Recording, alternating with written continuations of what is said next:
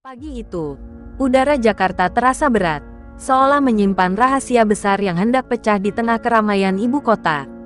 Di halaman Pengadilan Negeri Jakarta Pusat, deru kamera dan teriakan wartawan membentuk orkestra kebisingan yang tak biasa.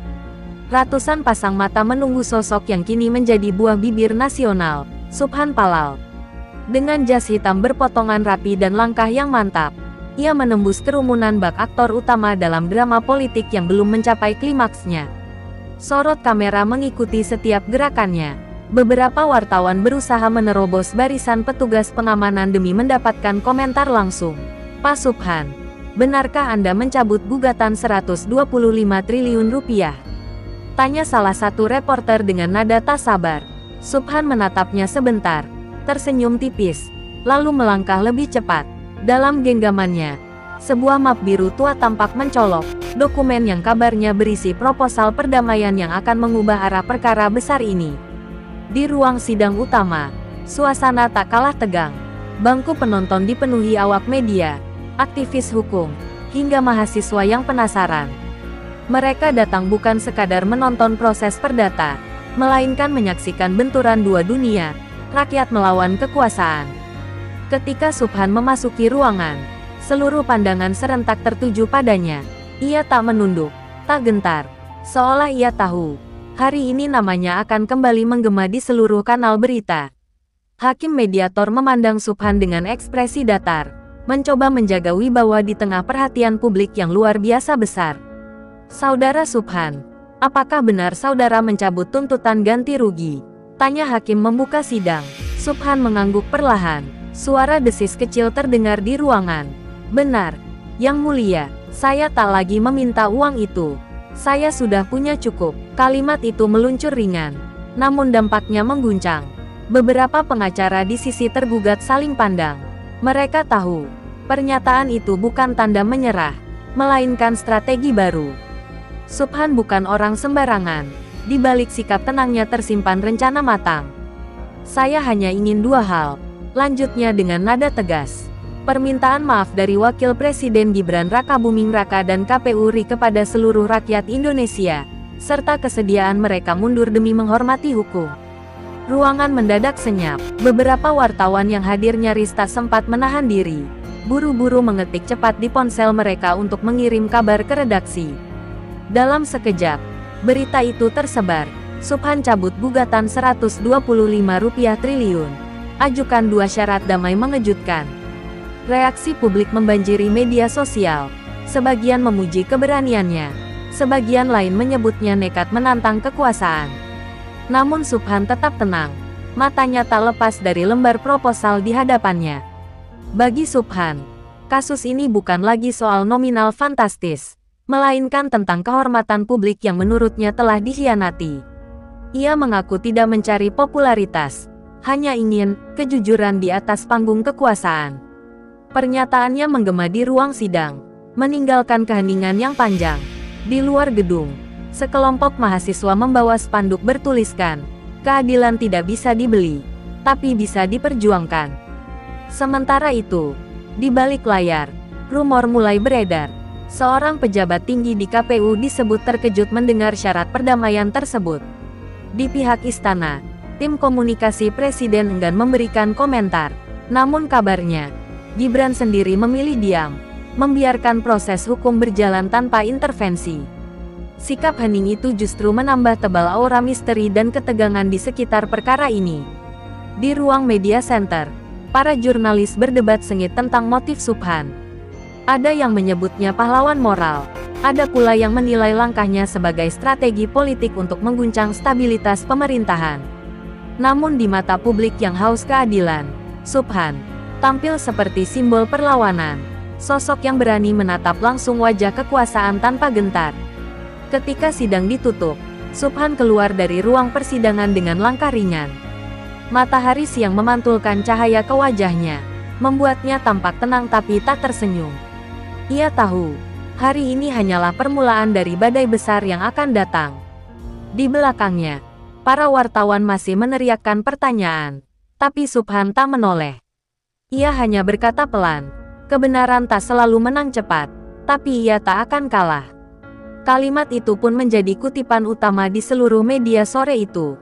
Langit Jakarta mulai berubah warna ketika Subhan Palal kembali diserbu wartawan di pelataran gedung pengadilan. Suara kamera beradu dengan sorak tanya yang menggema tanpa henti. Namun kali ini, Subhan berhenti sejenak. Ia menoleh ke arah mereka, tersenyum ringan, lalu melangkah ke depan mikrofon yang disodorkan tanpa aba-aba. "Saya cabut gugatan uang itu karena saya sudah punya banyak," ucapnya tenang, tapi kata-katanya menamparkan opini publik. Dalam sekejap, ratusan kilatan lampu kamera menyala bersamaan, membekukan momen yang akan menjadi berita utama di seluruh negeri. Wajah para jurnalis berubah, sebagian tak percaya, sebagian terpaku. Seorang reporter TV swasta mencoba menggali lebih dalam. "Apakah artinya Anda menyerah, Pak Subhan?" tanyanya terbata. Subhan menatap lurus ke lensa kamera, menepis anggapan itu dengan pandangan tajam. "Menyerah? Tidak, justru sekarang saya mulai serius. Saya tak menuntut uang. Saya menuntut tanggung jawab. Dua hal itu jauh lebih mahal." Suasana seketika hening. Bahkan suara motor di jalan raya terdengar jelas di antara kerumunan. Di sisi lain pagar, sekelompok mahasiswa yang sejak pagi melakukan aksi diam ikut bersorak pelan. Mereka mengibarkan poster bertuliskan, "Uang bisa dicabut, kebenaran tidak." Gestur Subhan memberi mereka semangat baru. Ia menjadi simbol bahwa kekuasaan bisa dipertanyakan tanpa rasa takut. Seorang mahasiswa berbisik pada temannya, "Lihat cara dia bicara, seperti orang yang tahu apa yang dia lakukan." Dan memang, sejak awal Subhan sudah merancang langkahnya dengan cermat. Ketika wartawan meminta penjelasan tentang isi proposal perdamaian, Subhan mengeluarkan map biru tua yang kini tampak mulai lusuh di tepinya. Ia mengangkatnya setinggi dada, lalu berkata, "Ini bukan dokumen politik, ini pernyataan hati." Map itu berisi dua syarat sederhana tapi mengguncang. Pertama, permintaan maaf dari Gibran dan KPU RI kepada seluruh rakyat Indonesia. Kedua, pengunduran diri Gibran dari jabatan wakil presiden. "Kalau dua syarat ini dipenuhi, saya akan mencabut gugatan secara resmi," ujarnya mantap. Kata-kata itu membuat beberapa wartawan terdiam. Mereka tahu, syarat kedua nyaris mustahil dipenuhi. Namun Subhan berbicara seolah tidak sedang menantang hukum, melainkan menguji nurani bangsa. "Saya bukan sedang mencari sensasi," tambahnya. "Saya hanya ingin pemimpin yang berani mengakui kesalahan, bukan bersembunyi di balik kekuasaan." Di seberang jalan, seorang ibu yang menonton melalui layar ponselnya menitikkan air mata. "Kalau benar niatnya tulus, semoga dia kuat," gumamnya. Beberapa jam kemudian, berita itu meledak di seluruh media daring. Judul-judul besar bertebaran. Subhan tak lagi kejar Rp125 triliun. Dua syarat damai guncang istana. Dan, Subhan tantang moralitas politik nasional. Netizen terbelah. Ada yang mendukung langkahnya sebagai bentuk keberanian. Ada pula yang menuduhnya mencari panggung. Namun satu hal pasti, nama Subhan Palal kini menghiasi setiap ruang diskusi politik, dari warung kopi hingga ruang redaksi. Sementara di lingkungan istana, suasana tak kalah tegang. Sumber internal menyebut Gibran memilih bungkam dan menyerahkan semua pada tim hukumnya. Seorang staf senior bahkan mengatakan, Pak Gibran tidak ingin membesar-besarkan. Beliau ingin tetap fokus pada tugas negara. Namun diamnya sang wapres justru membuat publik bertanya-tanya, apakah itu tanda ketenangan, atau strategi menunggu waktu yang tepat untuk membalas. Di gedung KPU, reaksi juga beragam. Beberapa komisioner menilai tuntutan Subhan tak berdasar, sementara yang lain menilai ini sebagai sinyal bahaya bagi kepercayaan publik terhadap lembaga pemilu. Di antara para pegawai muda, bisik-bisik mulai terdengar. Kalau orang seberani itu berani menantang, pasti ada sesuatu yang dia tahu. Spekulasi pun berkembang liar, melampaui batas fakta dan opini. Malam harinya, Subhan muncul di sebuah acara talkshow nasional. Host acara membuka dengan pertanyaan menohok. "Apa yang sebenarnya Anda kejar, Pak Subhan?" Ia tersenyum tenang, menatap penonton di studio. "Saya hanya ingin pejabat negeri ini belajar satu hal, bahwa meminta maaf bukan tanda lemah, tapi tanda berani." Tepuk tangan penonton pun bergema. Kalimat itu memantul di ruang-ruang digital. dikutip ribuan kali di media sosial. Namun di balik ketenangan wajahnya, Subhan menyadari langkah ini berisiko besar. Ia tahu, menantang kekuasaan berarti membuka diri pada berbagai tekanan. Malam itu, di kediamannya yang sunyi, ia duduk menatap map biru yang kini sudah menjadi simbol perlawanan. Jika mereka tidak mau berdamai, bisiknya lirih, maka aku akan lawan sampai akhir. Di luar rumahnya, beberapa jurnalis masih berjaga, berharap ada pernyataan baru. Tapi Subhan memilih diam malam itu. Ia tahu, kata-katanya siang tadi sudah cukup untuk mengguncang negara. Di layar ponselnya, notifikasi berita tak berhenti muncul, menandakan satu hal, badai baru telah dimulai, dan kali ini tak akan mudah reda. Pagi berikutnya, halaman depan surat kabar nasional memuat fotonya dengan tajuk besar, "Saya sudah punya banyak uang, tapi saya ingin keadilan." Kalimat itu sederhana, tapi menggetarkan. Bagi sebagian orang, Subhan hanyalah penggugat yang berlebihan. Namun bagi sebagian lain, ia adalah suara keberanian yang jarang terdengar di panggung politik Indonesia. Dan kini, semua mata menunggu, apakah Gibran akan menanggapi, atau memilih tetap diam menghadapi badai yang semakin membesar. Di pagi yang penuh kabut tipis, suasana di Kompleks Istana Merdeka terasa lebih sunyi dari biasanya. Para staf tampak berjalan lebih cepat, seolah ada sesuatu yang tak ingin mereka bicarakan secara terbuka. Sejak malam sebelumnya, berita tentang 2 syarat perdamaian Subhan Palal telah menembus dinding istana.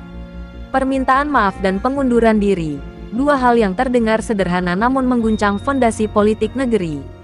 Tak seorang pun menyangka, seorang warga biasa mampu membuat jantung kekuasaan berdegup lebih cepat. Di ruang rapat terbatas, beberapa penasihat hukum Wapres duduk melingkar, memeriksa isi proposal perdamaian itu dengan ekspresi tegang. Kertas-kertas berserakan. Layar laptop menampilkan headline berita dari berbagai stasiun televisi. "Ini bukan lagi sekadar perkara hukum," ujar salah satu staf senior pelan. "Ini ujian legitimasi politik." Tak ada yang berani memecahkan keheningan. Hingga seorang pejabat muda berkata lirih, "Kalau kita menolak, publik bisa salah paham.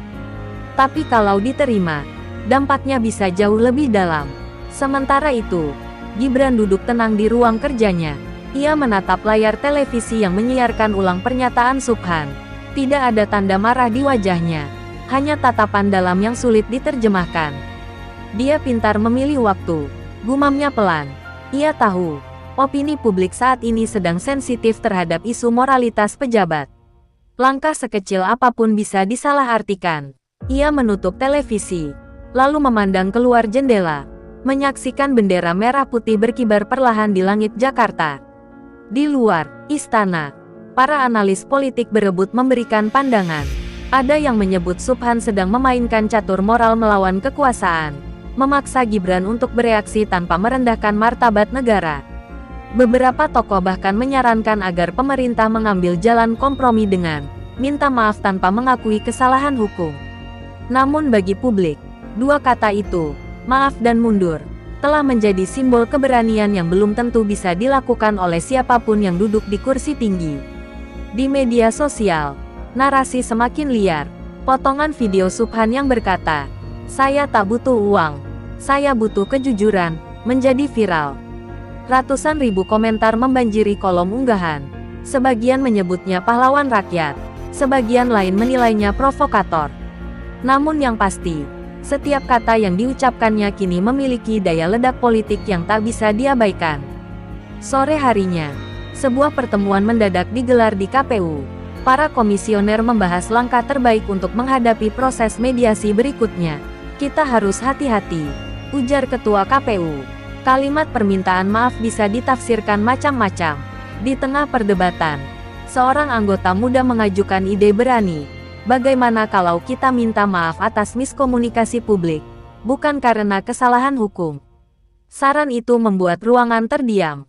Jalan kompromi mulai terbuka, meski masih samar. Sementara itu, Subhan justru terlihat santai. Di sebuah kafe kecil di kawasan Menteng, ia duduk bersama tim hukumnya sambil menikmati kopi hitam. "Saya tidak sedang menggugat pribadi Gibran," ujarnya pelan. Saya sedang menuntut sistem agar belajar rendah hati. Salah satu pengacaranya tersenyum getir. Kau sadar, ucapanmu bisa membuat banyak orang gelisah. Subhan menatapnya, lalu menjawab singkat. Kegelisahan adalah tanda bahwa nurani masih hidup. Malamnya, berita kembali memanas. Salah satu media menyiarkan bocoran isi lengkap proposal perdamaian Subhan. 2 halaman sederhana yang ditulis dengan nada elegan tapi menusuk. Di bagian penutup tertulis, tidak ada kedamaian sejati tanpa kejujuran, dan tidak ada kejujuran tanpa keberanian untuk mengakui salah. Kalimat itu langsung menjadi kutipan utama di berbagai media nasional. Reaksi publik semakin memuncak. Di berbagai kota, muncul aksi simbolik dari kelompok masyarakat sipil yang menuntut para pejabat meneladani keberanian moral. Spanduk bertuliskan, "Berani jujur, berani damai," menghiasi jalan-jalan utama. Subhan, tanpa ia sadari, telah menjadi ikon perlawanan moral baru di mata publik. Namun ia tahu, medan yang dihadapinya bukan sekadar ruang sidang, melainkan benteng kekuasaan yang tak mudah ditembus. Di sisi lain, tim hukum istana sedang menyiapkan langkah komunikasi untuk meredam gejolak. "Kita tidak boleh terburu-buru," kata seorang juru bicara. Satu kata yang salah bisa memperkeruh keadaan. Rencana konferensi pers dibatalkan mendadak, diganti dengan pernyataan tertulis yang datar dan berhati-hati. Namun justru sikap hati-hati itu dianggap publik sebagai tanda ketakutan. Narasi pun makin liar, menggulung seperti badai opini yang tak terkendali. Subhan memilih tidak berkomentar di tengah sorotan besar itu. Ia hanya mengirim satu pesan singkat ke wartawan yang menanyakan reaksinya. "Tunggu saja di sidang berikutnya. Saya belum selesai bicara." Kalimat itu membuat publik menahan napas. Media mulai berspekulasi bahwa Subhan akan membawa bukti baru atau pernyataan yang lebih tajam pada mediasi pekan depan. Dan malam itu, di langit Jakarta yang masih diselimuti mendung, kota seakan menahan detak. Di istana, lampu ruang kerja Gibran masih menyala. Di pengadilan, berkas perkara disusun rapi menunggu hari berikutnya. Di rumah Subhan, map biru tua itu tergeletak di atas meja, disinai cahaya lampu redup. Semua tahu, apapun yang akan terjadi setelah ini, Indonesia sedang menunggu jawaban dari 2 kata yang sederhana namun paling sulit diucapkan di dunia politik, maaf dan mundur. Hari itu, langit Jakarta tampak muram, seolah tahu bahwa sesuatu yang penting akan terjadi di balik dinding dingin Pengadilan Negeri Jakarta Pusat. Di dalam ruang mediasi, suasana begitu tegang hingga napas pun terasa berat. Lampu neon di langit-langit memantulkan cahaya putih yang menusuk mata. Tak ada tawa, tak ada basa-basi. Yang ada hanya tatapan tajam dan bisikan pelan antar tim hukum. Di ujung meja, duduk Subhan Palal dengan map birunya yang kini menjadi simbol perlawanan moral. Sementara di seberangnya, tim kuasa hukum Wakil Presiden Gibran Rakabuming Raka dan perwakilan KPU RI menatapnya tanpa banyak bicara. Mediator, seorang hakim senior berambut perak, membuka pertemuan dengan nada hati-hati. "Hari ini, kita mencari jalan damai, tidak untuk memenangkan pihak manapun, tapi untuk menemukan kebenaran." Suaranya bergetar halus namun penuh wibawa. Subhan hanya mengangguk pelan, matanya tak beranjak dari dokumen yang ia bawa. Di dalam hatinya, ia tahu pertemuan ini bisa menentukan arah nasibnya. Apakah akan dihormati sebagai simbol keberanian, atau dicap pengacau oleh sejarah. Ketegangan meningkat ketika mediator mempersilakan Subhan menjelaskan isi proposalnya. Ia membuka map biru itu dengan gerakan perlahan, hampir seperti ritual. "Saya datang bukan membawa dendam," ucapnya datar, "tapi membawa harapan agar pejabat negeri ini belajar menundukkan kepala di hadapan rakyat." Kalimat itu menggema di ruangan, membuat semua yang hadir terdiam. Beberapa penasihat hukum KPU tampak menunduk. Sementara salah satu anggota tim Gibran menatap meja dengan gelisah. Subhan lalu menyerahkan 2 lembar kertas pada mediator. "Ini 2 syarat yang saya ajukan sejak awal," katanya. "Permintaan maaf kepada seluruh warga negara Indonesia, dan pengunduran diri dari jabatan sebagai bentuk tanggung jawab moral." Tangannya gemetar sedikit, tapi matanya tetap tenang. Mediator membaca cepat, lalu menatap ke arah tim tergugat. "Bagaimana tanggapan Anda terhadap syarat ini?" tanyanya pelan, hening. Beberapa detik terasa seperti menit. Salah satu pengacara Gibran akhirnya bersuara. Nada bicaranya berat dan tertata. Kami menghormati niat baik penggugat, namun permintaan pengunduran diri jelas di luar kewenangan pengadilan. Kami siap membahas bentuk permintaan maaf, tapi bukan dalam konteks pengakuan bersalah. Ucapan itu mengalir rapi, tapi terasa dingin. Subhan tersenyum tipis. Saya tidak menuntut kekuasaan tunduk pada saya, ujarnya lembut. Saya hanya ingin melihat keberanian mengakui kebenaran. Suasana semakin menegang. Mediator berusaha menenangkan kedua pihak, menyarankan agar fokus pada semangat perdamaian. Namun ketegangan di ruangan itu seperti api kecil yang sulit dipadamkan. Subhan menatap para tergugat dengan tatapan yang menusuk, sementara pihak lawan menjaga wajah tetap netral. Di luar ruang mediasi, puluhan wartawan menunggu dengan sabar, menempelkan telinga ke pintu seolah ingin menangkap setiap detik dari pertemuan bersejarah itu. Di tengah sesi, mediator meminta waktu jeda singkat. Semua pihak keluar ruangan dengan langkah pelan. Di lorong pengadilan, udara terasa lebih dingin. Subhan berdiri sendirian di dekat jendela besar, menatap keluar. Wartawan mencoba mendekat, tapi petugas keamanan menahan mereka. Ia hanya berkata lirih, "Kebenaran selalu menuntut pengorbanan." Kalimat itu terdengar seperti doa yang keluar dari keheningan. Setelah jeda, pertemuan dilanjutkan. Kali ini, mediator berusaha membuka jalan tengah. Mungkin kita bisa menemukan bentuk permintaan maaf yang tidak menyinggung kehormatan pejabat negara, namun tetap memberi rasa keadilan bagi masyarakat, ucapnya bijak. Subhan mengangguk, meski dalam hatinya, ia tahu kompromi itu tak akan mudah diterima. Ia percaya, tanpa ketulusan, setiap kata maaf hanyalah formalitas kosong. Tim hukum KPU tampak mulai lunak. Salah satu di antara mereka berkata, "Kami akan mempertimbangkan bentuk pernyataan moral, bukan hukum." Namun dari kubu Gibran, suasana masih kaku. Pengacaranya menatap jam tangan, lalu berbisik singkat kepada koleganya. Mereka tahu, keputusan sekecil apapun bisa berimbas besar pada citra politik negara. Di luar sana, kamera media sudah menunggu pernyataan pertama begitu mediasi usai. Menjelang sore, mediator menutup pertemuan dengan nada hati-hati. Kita belum menemukan kesepakatan, namun, ruang damai belum tertutup. Saya harap semua pihak memikirkan kembali sikapnya sebelum sidang lanjutan. Subhan menunduk hormat lalu berdiri, membawa kembali map birunya. Ia berjalan perlahan keluar ruangan tanpa menoleh, sementara para pengacara hanya saling pandang dalam diam. Ketika pintu ruang mediasi terbuka, kilatan kamera menyambut bagai badai cahaya. Wartawan berebut bertanya, namun Subhan hanya berhenti sejenak di depan mereka. Dengan suara tenang, ia berkata, "Saya tidak kecewa. Ini baru awal dari proses panjang menuju kejujuran." Lalu ia melangkah pergi, meninggalkan kerumunan yang terpaku. Di wajahnya tak ada tanda marah, hanya keteguhan yang tak mudah terguncang. Sore itu, langit Jakarta memerah di ufuk barat. Berita tentang mediasi yang belum menemukan hasil langsung menyebar ke seluruh negeri. Namun di balik kegagalan sementara itu, publik melihat sesuatu yang lain. Pertarungan diam antara nurani dan kekuasaan.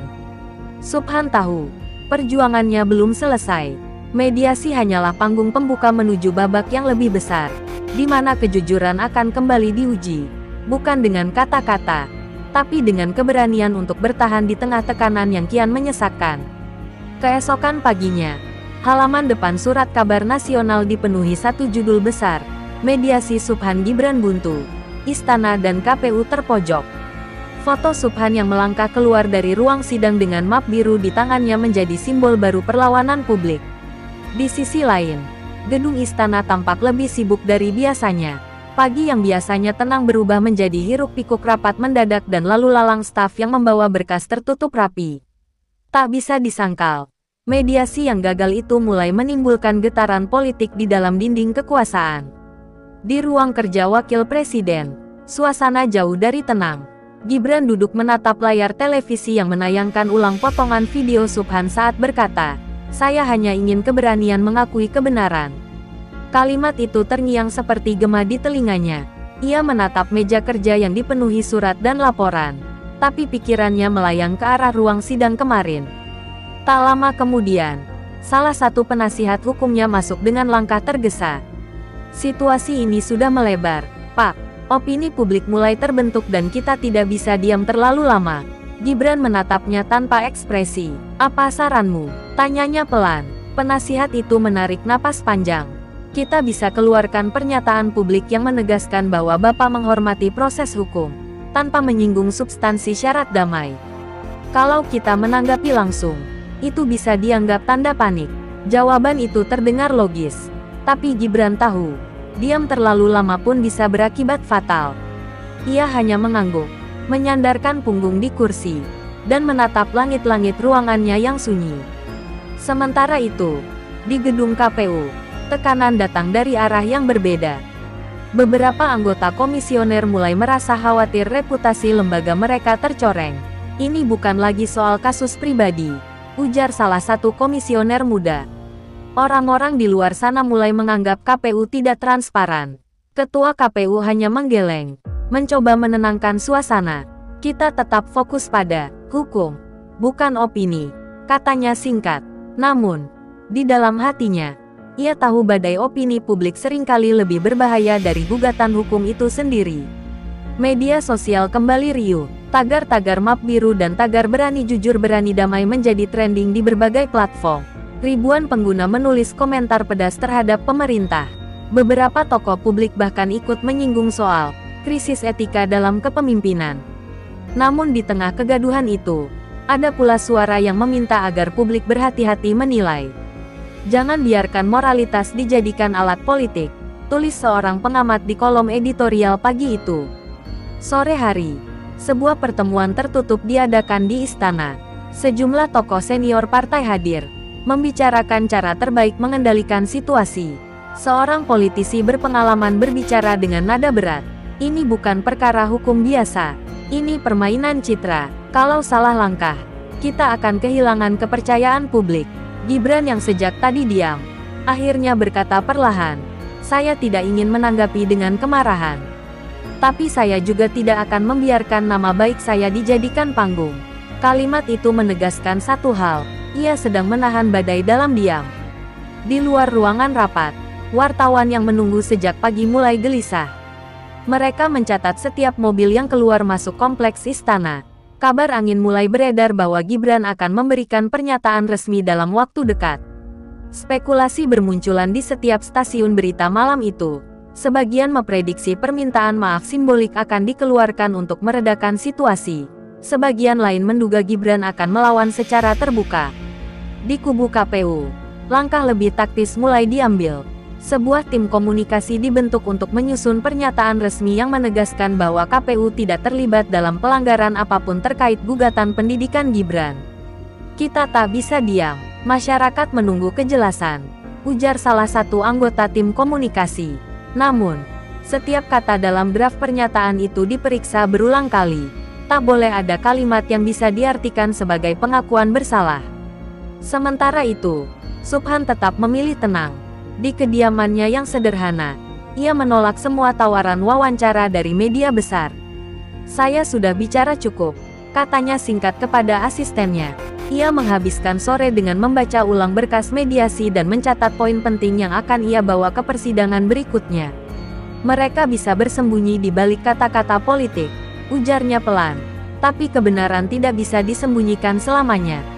Menjelang malam, beberapa jaringan televisi menayangkan liputan khusus bertajuk Gibran, Subhan, dan Ujian Moral Politik.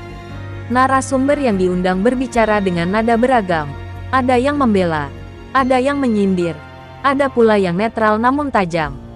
Di layar kaca, wajah Subhan dan Gibran sering disandingkan dalam bingkai yang sama. Dua generasi yang berbeda, tapi kini terikat dalam satu pertarungan moral yang menegangkan. Gibran menonton tayangan itu sendirian dari ruang pribadinya. Sorot matanya tajam, tapi tak lagi penuh amarah. Ia tahu, semakin ia diam, semakin besar rasa ingin tahu publik. Ia mematikan televisi dan menatap keluar jendela, di mana lampu-lampu kota berkelap-kelip bagai bintang yang gelisah. "Kadang, kesabaran lebih berbahaya dari kemarahan," katanya pelan. Di kejauhan, suara azan malam menggema, menandai waktu bagi hati untuk tenang. meski dunia di luar masih bergejolak. Di saat yang sama, Subhan menatap layar ponselnya yang bergetar tanpa henti. Notifikasi berita, undangan wawancara, dan pesan dukungan berdatangan dari berbagai penjuru. Namun ia hanya menutup semua itu dan berbisik lirih pada dirinya sendiri. Pertarungan ini belum selesai. Tapi aku tidak melawan orang. Aku melawan kesombongan yang menyembunyikan kebenaran. Lalu ia mematikan lampu ruang tamunya, membiarkan malam menelan keheningan yang dalam. Sementara badai opini terus bergulung di luar sana, menunggu hari penentuan berikutnya. Pagi itu langit Jakarta tampak muram. Awan tebal menggantung di atas gedung Pengadilan Negeri Jakarta Pusat, seolah mengisyaratkan hari yang tak biasa. Subhan datang lebih awal dari biasanya, mengenakan setelan abu-abu dan membawa map biru yang kini menjadi simbol dari perjuangannya. Ia melangkah mantap melewati kerumunan wartawan yang sudah menunggu di halaman.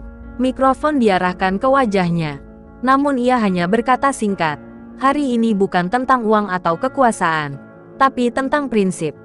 Kalimat itu langsung menjadi pembuka berita di banyak media nasional. Di dalam ruang mediasi, suasana terasa dingin dan tegang. Gibran belum hadir, namun tim kuasa hukumnya sudah menempati kursi yang disediakan. Wajah mereka kaku, tatapan tajam. Namun dalam hati mereka menyadari satu hal, Subhan bukan lagi sekadar penggugat biasa. Ia kini telah menjadi simbol keberanian di mata publik. Beberapa menit kemudian, Gibran tiba dengan pengawalan ketat. Ia masuk tanpa banyak bicara, hanya mengangguk pada hakim mediator yang menyambut dengan senyum tipis penuh kehati-hatian. Pertemuan dimulai dengan nada formal, tapi di balik kalimat-kalimat hukum yang kaku, ketegangan terasa menekan. Subhan menyerahkan berkas yang ia sebut sebagai ultimatum remedium, sebuah dokumen hukum yang menandai langkah terakhir sebelum ia membawa kasus ini ke ranah peradilan penuh.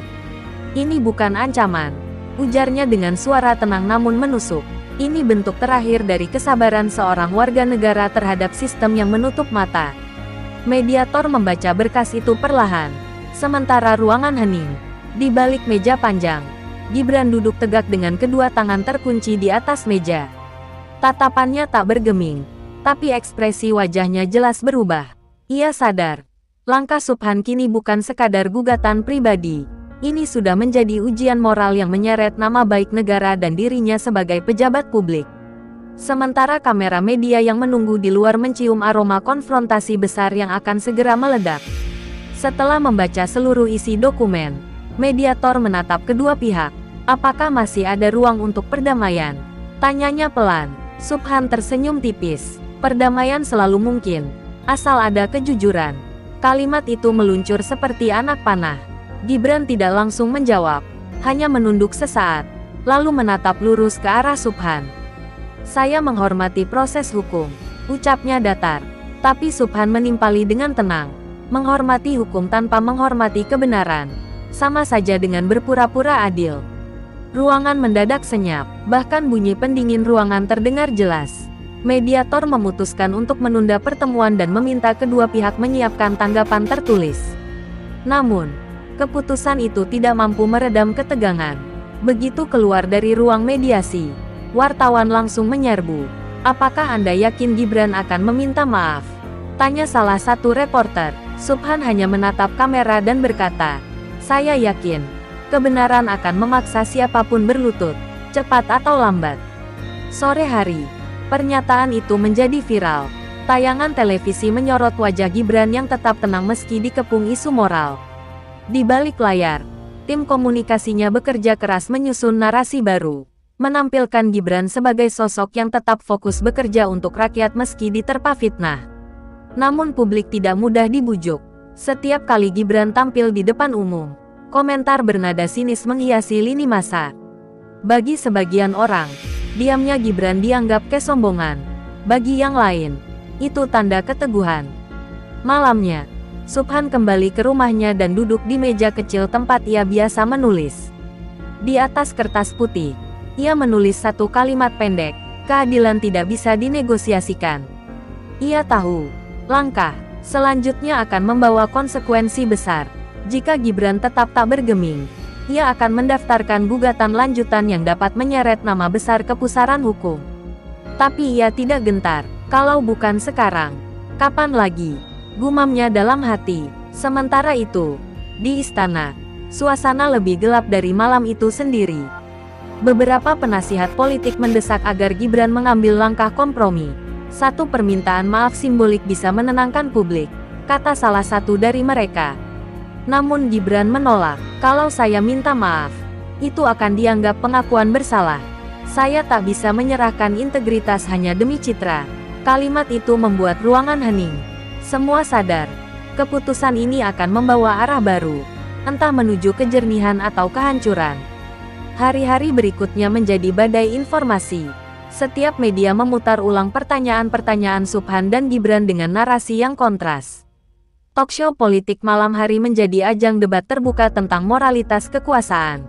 Beberapa pengamat mulai menyebut kasus ini sebagai cermin baru demokrasi Indonesia.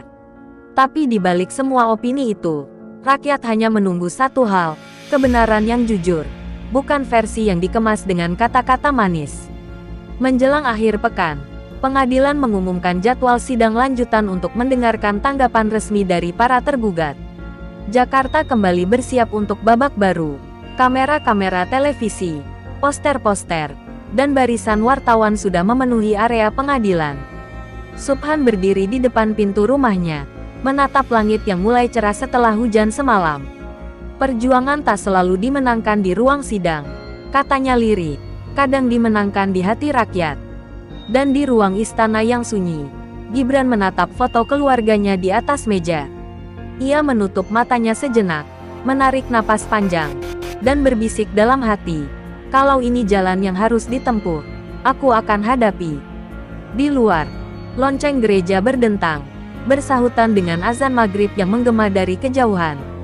Dua suara yang berbeda, tapi sama-sama menandai satu hal, bahwa malam ini, sebuah babak besar dalam sejarah politik negeri sedang menunggu fajar penentunya. Hari yang dinantikan akhirnya tiba. Senin pagi, halaman Pengadilan Negeri Jakarta Pusat sudah disesaki lautan manusia. Kamera televisi berdiri rapat di sepanjang pagar, sementara para wartawan berebut posisi terbaik untuk merekam detik-detik bersejarah itu. Spanduk kecil bertuliskan, "Kebenaran tak bisa dibungkam," berkibar di antara kerumunan. Udara terasa berat, seolah seluruh kota menahan napas menunggu apa yang akan terjadi di balik dinding ruang sidang utama. Subhan tiba lebih dulu, mengenakan jas hitam dan dasi biru tua. Langkahnya tenang, namun sorot matanya tajam. Ia tak lagi membawa map biru itu. Dokumen ultimatum sudah berada di tangan majelis hakim. Kini ia datang bukan sebagai penggugat yang menuntut uang, tapi sebagai warga negara yang menuntut moral. Wartawan menjerit memanggil namanya, tapi ia hanya menatap lurus ke depan. "Hari ini saya tidak membawa dendam," ujarnya singkat. "Saya membawa pesan." Tak lama kemudian, iring-iringan mobil dinas memasuki halaman pengadilan. Gibran keluar dengan ekspresi datar, ditemani penasihat hukumnya. Gemuruh suara massa langsung terdengar. Sebagian menyoraki, sebagian bersorak memberi dukungan. Ia sempat berhenti sejenak di depan pintu gedung, lalu mengatupkan tangan seolah berdoa dalam diam sebelum melangkah masuk. Dalam dadanya, ia tahu pertarungan kali ini bukan hanya soal dirinya, tapi tentang bagaimana sejarah akan menilainya kelak. Sidang dimulai pukul 10 tepat. Ruangan penuh sesak oleh jurnalis, pengamat, dan perwakilan berbagai lembaga. Hakim ketua memandang tajam ke arah kedua belah pihak sebelum membuka sidang. "Hari ini kita mendengarkan tanggapan resmi tergugat terhadap proposal perdamaian." Suaranya bergema dengan wibawa. Gibran berdiri, menundukkan kepala sedikit, lalu memberi isyarat pada kuasa hukumnya untuk membacakan pernyataan. Pernyataan itu disusun dengan cermat. Di dalamnya, Gibran menegaskan bahwa dirinya menghormati proses hukum, namun tidak bisa memenuhi permintaan maaf publik maupun pengunduran diri karena tidak terbukti melakukan pelanggaran konstitusional. "Kami menolak syarat perdamaian tersebut karena tidak berdasar pada fakta hukum," kata pengacaranya. Ruangan bergemuruh, ada yang bertepuk tangan, ada yang mencemooh. Subhan tetap diam, bibirnya tertutup rapat, tapi matanya berbicara banyak. Hakim memberi kesempatan kepada Subhan untuk merespons. Ia berdiri perlahan, membuka map tipis yang hanya berisi satu lembar kertas. Dengan suara tenang, ia membaca, kalau hukum tidak berpihak pada kebenaran, maka kebenaran akan mencari jalannya sendiri. Ucapannya sederhana, tapi menggetarkan seluruh ruangan. Beberapa jurnalis yang hadir sempat menunduk, merasa menyaksikan sesuatu yang lebih besar dari sekadar perkara hukum. Gibran menatap Subhan dengan sorot mata yang sulit ditebak, antara kagum, marah, dan hormat. Untuk pertama kalinya, dua tokoh yang berbeda dunia itu benar-benar berhadapan tanpa perantara. Dalam keheningan yang menegang, Gibran akhirnya berbicara sendiri, memecah keheningan ruang sidang. Saya tidak akan mundur, karena saya yakin belum berbuat salah. Tapi saya juga tidak akan menutup hati untuk kebenaran. Suaranya mantap, namun ada sedikit getar yang membuat banyak orang menatapnya dengan cara berbeda. Ucapan itu menjadi titik balik. Hakim memutuskan untuk menunda sidang selama 1 minggu guna memberi waktu bagi kedua belah pihak mempertimbangkan langkah selanjutnya. Namun keputusan itu tak meredakan ketegangan. Di luar gedung, ribuan massa terus berteriak. Media sosial kembali meledak. Tagar-tagar sidang Gibran Subhan langsung menduduki peringkat pertama di seluruh platform dalam hitungan jam. Sore harinya, berbagai stasiun berita menayangkan potongan video ketika Subhan dan Gibran saling menatap di ruang sidang. Banyak yang menafsirkan momen itu sebagai simbol benturan antara moralitas dan kekuasaan. Di acara debat politik malam hari, para analis beradu pendapat tentang siapa sebenarnya yang memenangkan hari itu. Sebagian mengatakan Subhan telah menang secara moral, sementara yang lain menyebut Gibran berhasil mempertahankan wibawa politiknya. Malam itu, Subhan kembali ke rumah dengan langkah pelan. Di meja kerjanya, ia menyalakan lampu kecil dan menulis satu kalimat di buku catatannya. Kebenaran tidak selalu menang hari ini, tapi ia tak akan kalah selamanya. Ia tahu perjuangan ini belum selesai. Sidang berikutnya akan menentukan apakah perjuangannya berbuah hasil nyata atau hanya menjadi catatan kecil dalam sejarah panjang bangsa. Sementara itu di istana, Gibran duduk sendirian menatap layar televisi yang menyiarkan ulang momen dirinya berdiri di ruang sidang. Ia menghela napas panjang, menutup mata, lalu berbisik pelan. Mungkin benar, tidak semua kebenaran bisa dibuktikan dengan hukum. Di luar, suara hujan turun perlahan, menambah kesan sepi di ruang kerja itu.